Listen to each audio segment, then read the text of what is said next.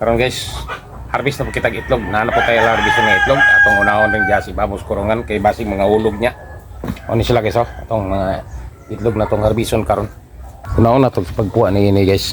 Kay no, naay upat ka bug kapatong ining kurungan.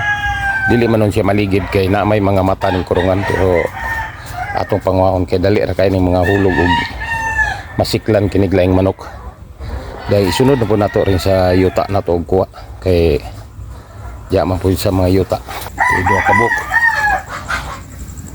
Namulasad na ni sila sa yuta ni itong mga manok mag-itlog kay wa man tayo gigamang itlogan nila kay gama tayo lang kung hugaw-gawan. Iri jay tulo iri.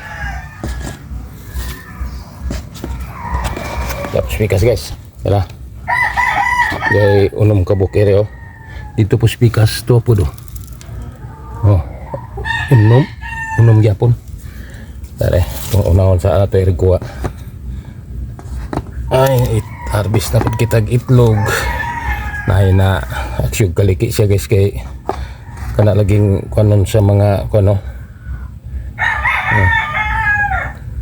aksyon siya kalintak okay ra dili ra to ibutang sa file arira sa ibabaw kay aron mauna na to gamit pikas sa tuang kuha na po dress pikas bay meron sobra sa usa ka tray nito makuha karon adya pagadi itulo iri sa kilid, oh.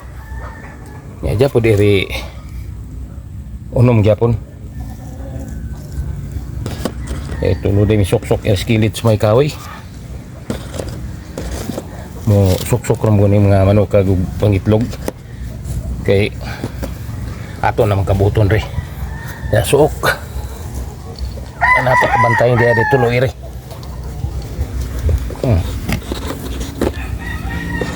Sobra so sa katri nito makuha karon guys. Kapit na mga sa katri. Ang sulod ni sa katri 30 ka buok itlog ni. Pero eh 5.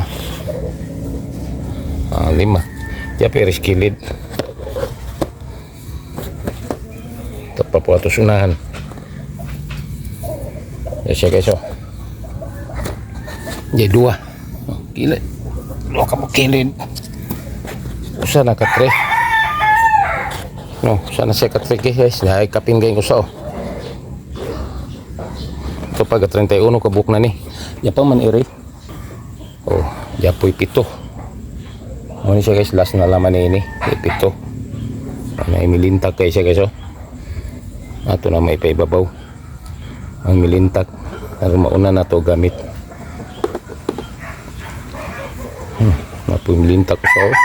Nalaging pagkakaon mo nila. Jadi tuwak-tuwakon po nila silang sungo. Muna mga lintak. Amo ni ato nakuha karon guys nga grasya na to karon, no. Sobra sa katri.